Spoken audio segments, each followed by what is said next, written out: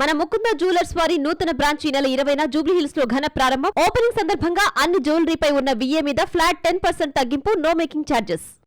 నా అన్వేషణ అనే ఒకడు సోషల్ మీడియాలో, ఇన్స్టాగ్రామ్లో, యూట్యూబులలో విపరీతంగా వైరల్ అయ్యే ఒక వ్యక్తి. ఎందుకు ఇతను ఏం చేస్తాడు అంటే ట్రావెల్ వ్లాగ్స్ చేస్తున్నట్టుగా చెప్తూ బూతులు ప్రచారం చేసే ఒక దరిద్రుడు. ఇంకా అంతమించి ఏం చెప్పలేం.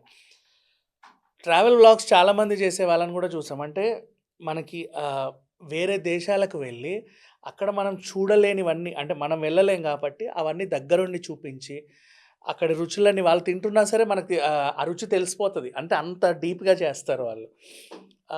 వెళ్ళాలనుకునే ప్రదేశాలు ఏంటి, చీప్గా ఎలా వెళ్ళొచ్చు, లావిష్గా ఎలా వెళ్ళొచ్చు, నార్మల్గా తక్కువ ఖర్చులో అన్ని దేశాలు ఎలా చుట్టేయచ్చు, ఇట్లాంటి ట్రావెల్ వ్లాగ్స్ చేసేవాళ్ళు చాలామంది ఉన్నారు.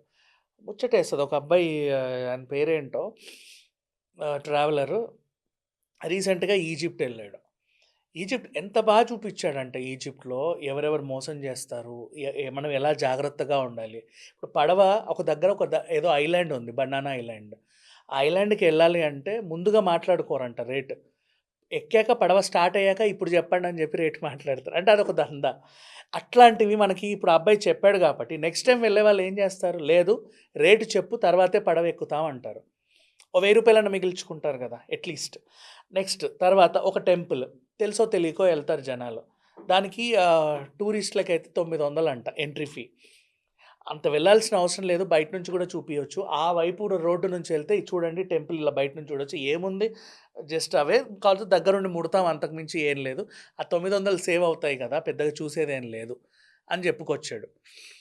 అంటే ఇట్లా ఇన్ఫర్మేటివ్ వీడియోస్ చేసేవాళ్ళు చాలామంది ఉన్నారు. అండ్ పాప మా అబ్బాయి 3000 ఇన్వెస్ట్మెంట్ పెట్టుకొని ఒక టెంట్ వేసుకొని ఆ పెట్రోల్ బంక్ పక్కన అక్కడ ఇక్కడ వాళ్ళని వీళ్ళని రిక్వెస్ట్ చేస్తా, ఇంత తింటా.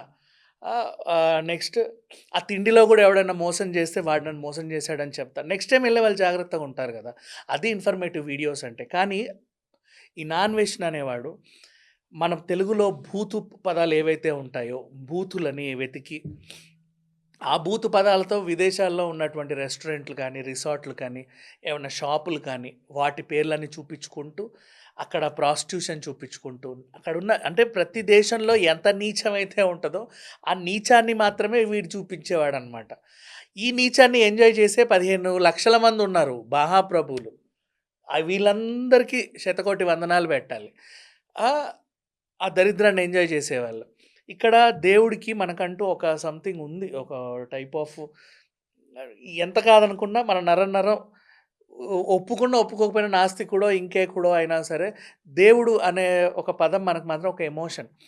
ఆ ఎమోషన్ని కొంతమందికి చాలా పెద్ద ఎమోషన్, ఇంకా చెప్పాలి అంటే ఆ ఎమోషన్ని కూడా ఇగో చూడు లక్ష్మీదేవి బీర్ సీసా పైన ఉంది, అక్కడ ఉంది, ఇక్కడ ఉంది అని చెప్పి నీచంగా చూపించేవాడు. ఇట్లాంటి దరిద్రుడు ఇంకా మాట్లాడుకుంటూ హిందువుల కాషాయ వస్త్రాన్ని బత్తాయిలతో పోల్చి బత్తాయిలు అనేవాళ్ళు. ఇట్లా మాట్లాడుకుంటూ నీచంగా మాట్లాడుతూ, బూతులు మాట్లాడుతూ, దరిద్రంగా మాట్లాడుతూ, వేరే యూట్యూబర్స్ని టార్గెట్ చేస్తూ వాళ్ళని డీఫేమ్ చేస్తూ వెళ్తున్నాడు. సరే ఇట్లాంటి వాడికి కూడా ఒక పతనం అనేది వస్తుంది కదా, ఎంత కాదనుకున్నా. ఎందుకంటే వాడు నీచుడు కాబట్టి. నీచం అనేది ఎప్పుడప్పుడు చచ్చిపోతుంది. ఇప్పుడు ఎంత పెద్ద రాక్షసుడైనా ఉన్నంతకాలం ఎన్ని చెడ్డ పనులు చేసినా, ఎంతమందిని చంపుకు తిన్నా, ఏదో ఒక రోజైతే ప్రతి రాక్షసుడిని చంపిన దేవుళ్ళే ఉన్నారుగా. ఇంకా చెప్పాలంటే ఇప్పుడు వీడు సోషల్ మీడియాకి పట్టిన చీడపురుగు, సోషల్ మీడియాకి పట్టిన ఒక చెద. వీడు ఎంత చెదైనా, వీడు సోషల్ మీడియాని ఎంత దరిద్రంగా తినేసినా కూడా ఏదో ఒక రోజు వీడికంటూ ఒక సంహారం అనేది ఉంటుందిగా. పూర్తిగా చావకపోయినా కనీసం ఆ ఛానల్ అయినా చచ్చింది. ఈ దరిద్రుడు కూడా దానికి ఏం చేశాడు అంటే మళ్ళీ ఇంకో వీడియో పెట్టి, ఇది నా చెయ్యి, మీరు నా చెయ్యి తీసేశారు, ఇంకో చెయ్యి ఉంది కదా ఆ చెయ్యి కూడా తీసేస్తారు, ఈ కాలు ఉంది కదా ఆ కాలు తీసేస్తారు, ఈ కాలు తీసేసినా నేను ఇట్టిట్టిట్ట వెళ్ళిపోతా అని చెప్పి. అంటే మీరు నన్ను ఎంత కొట్టినా, తిట్టినా, శిక్షించినా, చివరికి నన్ను చంపినా సరే మిమ్మల్ని మాత్రం ఇబ్బంది పెట్టడం మానను, మీ మనోభావాలు దెబ్బతీయడం నేను మానను, మీకు నిద్ర లేకుండా చేస్తా అని చెప్పి ఒక సామాజిక మాధ్యమాలలో ఒక ఉగ్రవాది, ఒక తీవ్రవాద లక్షణాలు గల ఒక ఉగ్రవాది డైరెక్ట్గా మిమ్మల్ని ఎవరిని పడుకోనివ్వండి రా అని చెప్పి ఓపెన్గా ఛాలెంజ్ చేస్తున్నాడు. ఇప్పుడు ఏంటి, ఫస్ట్ వాడి మాధ్యమం కట్ అయిపోయింది, చచ్చిపోయింది. నెక్స్ట్ వీడు పోతాడు, పెద్ద విషయం కాదు అది చెప్పాలి అనుకుంటే.